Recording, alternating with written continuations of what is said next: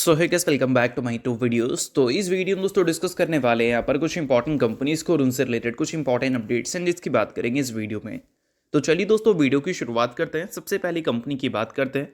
पहली कंपनी का नाम है kinase technology India limited. But इसको डिस्कस करने से पहले दोस्तों, अगर आपने अभी तक चैनल को सब्सक्राइब नहीं किया है तो चैनल को सब्सक्राइब करके बेल आइकन को प्रेस कर लो और सेबी रजिस्टर्ड टेलीग्राम चैनल को भी ज्वाइन कर लो, जिसका लिंक आपको डिस्क्रिप्शन में देखने को मिल जाएगा।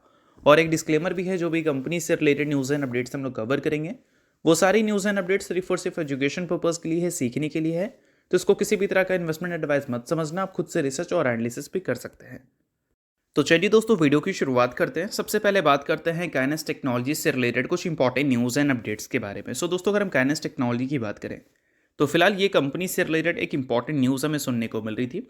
साथ में ये भी जानने की कोशिश करेंगे कि रिसेंट में काइनेस टेक्नोलॉजी की परफॉर्मेंस इतनी वीक जो देखने को मिल रही है, उस परफॉर्मेंस के बाद एग्जैक्ट शेयर होल्डर को क्या क्या चीज़ें देखनी ज़रूरी है। अब देखो दोस्तों, सबसे पहले न्यूज़ की बात कर लेते हैं। न्यूज़ यहाँ पर यह है कि काइनेस टेक्नोलॉजी ने अपने सेमीकंडक्टर मैन्युफैक्चरिंग यूनिट के लिए दो फर्म के साथ टाई अप किया है। और ये जो टाई अप किया है उन्होंने, ये बोल सकते हैं बिजनेस पॉइंट ऑफ व्यू से काफ़ी अच्छी न्यूज़ है, क्योंकि काइनेस टेक्नोलॉजी की जो सेमीकंडक्टर यूनिट है उसका नाम है काइनेस सेमी प्राइवेट लिमिटेड, जो कि सेमीकंडक्टर ऑपरेशन शुरू करने वाली है इंडिया में। अब इसके लिए global technology firm AOI electronics CO limited के साथ उन्होंने बोल सकते हैं टाई अप किया है, जो कि जापान बेस्ड कंपनी है।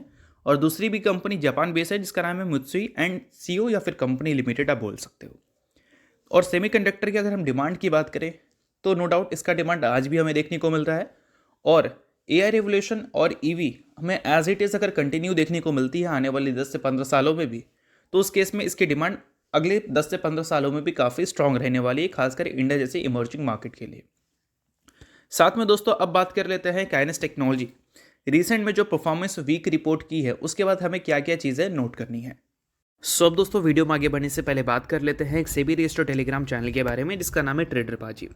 अब ये सेबी रजिस्टर्ड रिसर्च एनालिस्ट हैं जिनका रजिस्ट्रेशन नंबर आपको यहाँ पर देखने को मिलता है, और इनको 8 साल से भी ज़्यादा का एक्सपीरियंस है ऑप्शन एंड स्विंग ट्रेडिंग में। साथ में 3000 से भी ज़्यादा लोगों को ऑलरेडी ये ट्रेन कर चुके हैं। तो इनके टेलीग्राम चैनल का जो लिंक है वो आपको डिस्क्रिप्शन में देखने को मिल जाएगा। लिंक के थ्रू जाकर जरूर इस चैनल को आप ज्वाइन कर लेना। ज्वाइन करने का सबसे बड़ा प्लस पॉइंट ये है कि काफ़ी सारी कंपनी के टेक्निकल्स को प्रॉपर एनालिसिस कर यहाँ अपडेट किया जाता है, जो कि अभी आपको यूट्यूब पे तो देखने को नहीं मिलता, जिसको आप यहाँ पर आकर ज़रूर चेकआउट कर सकते हैं। उसके अलावा दोस्तों मार्केट से रिलेटेड जो समरी होती हैं वो सारी चीज़ें आपको यहाँ पर देखने को मिलती हैं। मार्केट से रिलेटेड जो इंपॉर्टेंट न्यूज़ एंड अपडेट्स होता है वो भी आपको यहाँ पर देखने को मिलता है। साथ में सेबी रजिस्टर्ड टेलीग्राम चैनल है तो इनके कॉल्स वगैरह भी दिखते हैं, जिसको भी चाहो तो आप चेकआउट कर सकते हो। तो लिंक डिस्क्रिप्शन में है, लिंक के थ्रू जाकर बिल्कुल फ्री ऑफ कॉस्ट आप इस टेलीग्राम चैनल को ज्वाइन कर सकते हैं। सो देखो दोस्तों, आपको एक बात पता होना चाहिए कि रिसेंट में जो काइनेस टेक्नोलॉजी में गिरावट हुई है वो गिरावट किस रिगार्डिंग हुआ है। कोटक ने हाईलाइट किया था कंपनी में एक कंसर्न, और वो कंसर्न कंपनी के ग्रोथ का नहीं था, कंपनी के डिस्क्लोजर के मिसमैनेजमेंट का था। यानी कि कुछ मिसमैच उनको देखने को मिली थी कंपनी के डिस्क्लोजर में, जिसको काइनेस टेक्नोलॉजी ने एक्सेप्ट भी बाद में किया। और इस वजह से इन्वेस्टर्स के मन में एक डाउट क्रिएट हुआ था कि कंपनी के मैनेजमेंट अपने जो डिस्क्लोजर दे रही है उसमें काफ़ी सारे हमें मिसमैच देखने को मिल रही है। तो एक बड़ा डर क्रिएट होता है कि मैनेजमेंट कहीं मैनिपुलेशन तो नहीं कर रही है। इसी वजह से कंपनी में जो लगातार कन्विक्शन स्ट्रांग रह रही थी वो कन्विक्शन हमें खोती हुई नजर आई। और एक टाइम पे जहां पर कंपनी 140 के पी के आसपास आपको देखने को मिल रही थी, अभी के टाइम पे देखोगे तो लगभग 70 के पी के आसपास आपको देखने को मिल रही है। पिछले 5 साल का मीडियन पी भी लगभग 120 का है, उससे भी आपको 50 नीचे ही देखने को मिल रहा है। तो एक चीज़ क्लियर कट समझ लो, ऐसी चीज़ें जब होती हैं तो वन साइडेड फॉल हमें देखने को मिलता है। पॉलीकैब इंडिया जैसी कंपनीज जो कि काफ़ी कंसिस्टेंट परफॉर्म करती है, चाहे बिजनेस की बात करें या फिर मार्केट की बात करें, बीच में जब इनकम टैक्स की रेड उनके ऑफिस में प्लांट में पड़ी थी तो उस कंपनी के वैल्यूएशन में भी काफ़ी ज़्यादा ह्यूज डिप हमें देखने को मिला था। बट एट द एंड वो सारी चीज़ें प्राइस्ड इन होकर काफ़ी शार्प रिकवरी हमें देखने को मिल गया था पॉलीकैब में, क्योंकि उससे कंपनी के बिजनेस में कोई भी इफेक्ट हमें देखने को नहीं मिला था। और अभी जो काइनेस टेक्नोलॉजी में गिरावट हमें देखने को मिली है, इस गिरावट के बाद अगर बिजनेस में कोई भी इफेक्ट हमें देखने को नहीं मिलता तो काफ़ी ज़्यादा पॉसिबिलिटी है कि कंपनी में वापस से रिकवरी देखने को मिल जाएगी।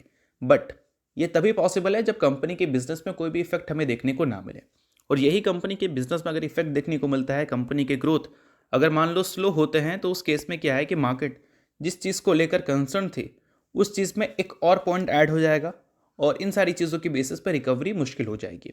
तो ये सारी चीज़ें आपको नोट करके रखनी है अगर आप इस कंपनी के शेयर होल्डर हैं।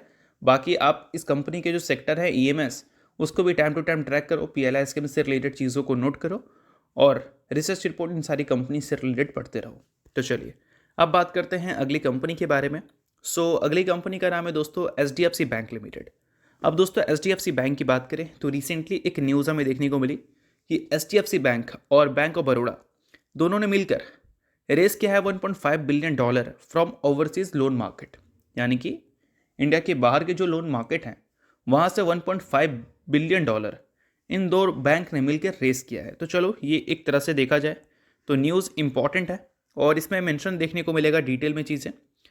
बताया गया है कि 1.5 बिलियन जो उन्होंने रेस किया है ओवरसीज लोन मार्केट से, उसमें से $1 बिलियन एचडीएफसी बैंक ले रही है और बैंक ऑफ बड़ौदा सिक्योर कर रही है $50 मिलियन।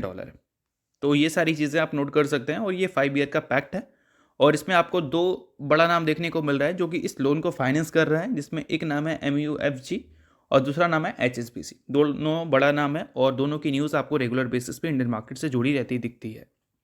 तो चलिए इसके अलावा और भी कुछ चीज़ों को देख लेते हैं।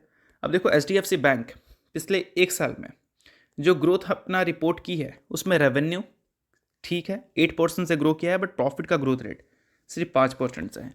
और अगर 10 साल का एवरेज देखोगे तो रेवेन्यू एंड प्रॉफिट के मुकाबले पिछले एक साल का नंबर काफ़ी कम है। और इस चीज़ को ये कंपनी जो एक लंबे टाइम से दिखा रही है, पिछले कुछ टाइम से अगर देखा जाए तो ग्रोथ उतना ज़्यादा अच्छा दिख नहीं रहा है, बट अब कंपनी इस चीज़ को सुधारती हुई दिख सकती है। क्यों भाई? क्योंकि आरबीआई ने रेपो रेट कम किया है और रेपो रेट कंपनी ने पास डाउन कर दिया है कस्टमर्स को। तो उस केस में क्या है कि कंपनी के जो लोन बुक है वो आगे चलकर और स्ट्रांग हो सकते हैं और क्रेडिट कॉस्ट कंपनी का रिड्यूस हो सकता है, जिससे अल्टीमेटली रेवेन्यू के कंपैरिजन में प्रॉफिट ग्रोथ कंपनी का इंप्रूव हो सकता है। तो ये सारी चीज़ों को भी आप नोट कर सकते हैं अगर आप एचडीएफसी बैंक के इन्वेस्टर हैं तो चलिए इसके अलावा बात करते हैं अगली कंपनी के बारे में, जिसका नाम है दोस्तों Tata power limited. But Tata power को डिस्कस करने से पहले अगर आपने अभी तक सेबी रजिस्टर्ड टेलीग्राम चैनल को ज्वाइन नहीं किया है तो उसको जाकर आप ज्वाइन कर लो। मार्केट में जितनी लेवल की वॉलेटिलिटी है इस टाइम प्रॉपर एनालिसिस आपको चाहिए होगी और इसके लिए आप इस टेलीग्राम चैनल को ज्वाइन कर सकते हैं, जहाँ पर काफ़ी सारी कंपनी के टेक्निकल्स को प्रॉपर एनालिसिस कर अपडेट किया जाता है, जिसको आप चेकआउट कर सकते हैं बिल्कुल फ्री ऑफ कॉस्ट। मार्केट से रिलेटेड भी न्यूज़ एंड अपडेट्स होती हैं और सेबी रजिस्टर्ड टेलीग्राम चैनल है तो इनके कॉल्स वगैरह भी दिखते हैं, जिसको भी चाहो तो आप चेकआउट कर सकते हो। तो लिंक आपको डिस्क्रिप्शन में दिख जाएगा, लिंक के थ्रू जाकर चैनल को ज्वाइन कर लेना। अब दोस्तों बात कर लेते हैं टाटा पावर के बारे में। दोस्तों अगर हम टाटा पावर को देखें तो रिसेंटली एक न्यूज़ हमें देखने को मिल रही है और न्यूज़ ये है कि टाटा पावर जो है इन्वेस्ट करने वाली है 64 करोड़ रुपए इन भूटान बेस्ड हाइड्रो फर्म। नाम क्या है भाई? तो नाम आप यहाँ पर नोट कर सकते हैं कि HPL। अब ये जो 64 करोड़ रुपए वो इन्वेस्ट कर रही है, ये किस लिए इन्वेस्ट कर रही है? 40% स्टेक एक्वायर करने के लिए ये जो कंपनी है उसकी। अभी रिसेंटली हमने देखा था कि भूटान में कंपनी ने एक बड़े इन्वेस्टमेंट से रिलेटेड भी न्यूज़ हमें सुनाई थी। अब भूटान की एक कंपनी है जिसका 40% स्टेक एक्वायर करने के लिए 64 करोड़ रुपए कंपनी ने इन्वेस्ट किया है। तो चलो भूटान में कंपनी का प्रेजेंस आपको बढ़ता हुआ दिख रहा है। साथ में अभी रिसेंटली एक और न्यूज़ हमें देखने को मिली थी जिसमें यह मेंशन किया गया था कि टाटा पावर ने बताया है 2030 के फाइनेंशियल ईयर तक कंपनी 25,000 करोड़ रुपए का कैपेक्स आपको करती हुई नजर आएगी। और साथ में कंपनी ने और भी कुछ चीज़ें बताई थी जिसको भी हम लोग देख लेते हैं। अगर हम दोस्तों बात करें कंपनी के 2025 के फाइनेंशियल ईयर के कैपेक्स के बारे में तो वो 17,273 करोड़ था, जिसको कंपनी ने ऑलमोस्ट डबल कर दिया है 25,000 करोड़ तक। और ये जो 25,000 करोड़ का नंबर है ये हर फाइनेंशियल ईयर हमें देखने को मिलेगा 2030 तक। और टोटल जो कंपनी कैपेक्स करेगी वो लगभग 1,25,000 करोड़ होगा। एवरी ईयर 25,000 करोड़ हमें देखने को मिलने वाली है। और इन सारी चीज़ों के बाद कंपनी क्या एक्सपेक्टेशन लेकर चल रही है?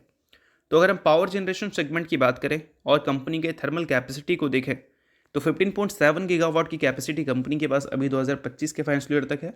इसको कंपनी इंक्रीज कर 30 गीगावाट तक करने का प्लान कर रही है। अगर क्लीन एंड ग्रीन कैपेसिटी की बात करें तो अभी के टाइम पे वो 7 गीगावाट पे है, जिसको कंपनी इंक्रीज करके 20 गीगावाट तक करने का एम लगाकर चल रही है। तो ये सारी चीज़ें हैं जो कि कंपनी के बिजनेस से रिलेटेड है और ये कंपनी का प्रॉपर देखा जाए गाइडेंस है जो कि कंपनी के मैनेजमेंट के साइड से निकल कर आया है। और साथ में कंपनी से रिलेटेड जो न्यूज़ है वो भी मैंने आपको बताया है। इसके अलावा बात करते हैं अगली कंपनी के बारे में जो कि अडानी ग्रुप से रिलेटेड है। अडानी हार्बर और अडानी पोर्ट इन दो कंपनी का मर्जर की न्यूज़ हमें सुनने को मिला था, बट फिलहाल इसका जो फर्स्ट स्टेज का एनसीएलटी अप्रूवल है वो मिल चुका है। तो इस चीज़ को आप नोट कर सकते हैं, बिजनेस से रिलेटेड एक इंपॉर्टेंट न्यूज़ है, खासकर उनके लिए जो अडानी पोर्ट के इन्वेस्टर हैं। साथ में दोस्तों अब बात करें अगली कंपनी के बारे में, तो नाम है दोस्तों लाल पैथलैब, जिसका लास्ट ट्रेडिंग डे 1:1 की रेशियो में बोनस आपको देखने को मिला था। तो 50% एडजस्टमेंट अगर आपको देखने को मिली होगी तो इससे पैनिक मत करना, क्योंकि 1:1 बोनस के हिसाब से वो टेक्निकल एडजस्टमेंट है। जैसे ही एक्स्ट्रा शेयर्स आपको डीमैट अकाउंट में क्रेडिट होंगे तो जो भी टेक्निकल एडजस्टमेंट है वो बैक टू नॉर्मल हो जाएगा।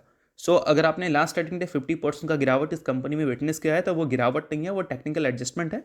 अगर आप 10 शेयर ओन करते हैं तो 10 शेयर कंपनी आपको एक्स्ट्रा देगी बोनस के तौर पर। इस वजह से आपका जो 50% एडजस्टमेंट है वो बैक टू नॉर्मल हो जाएगा। तो आई होप आपको ये सारी चीज़ें अच्छी तरह से समझ आ गई होंगी। बट चीज़ें सिर्फ एजुकेशन पर्पज़ के लिए, किसी भी तरह का रिकमेंडेशन नहीं है, आप खुद का रिसर्च और एनालिसिस भी कर सकते हैं। तो चलिए ये वीडियो यहीं तक था। करता हूँ वीडियो आपको अच्छा लगा, लाइक कीजिए, सब्सक्राइब कीजिए। वीडियो देखने के लिए बहुत बहुत शुक्रिया।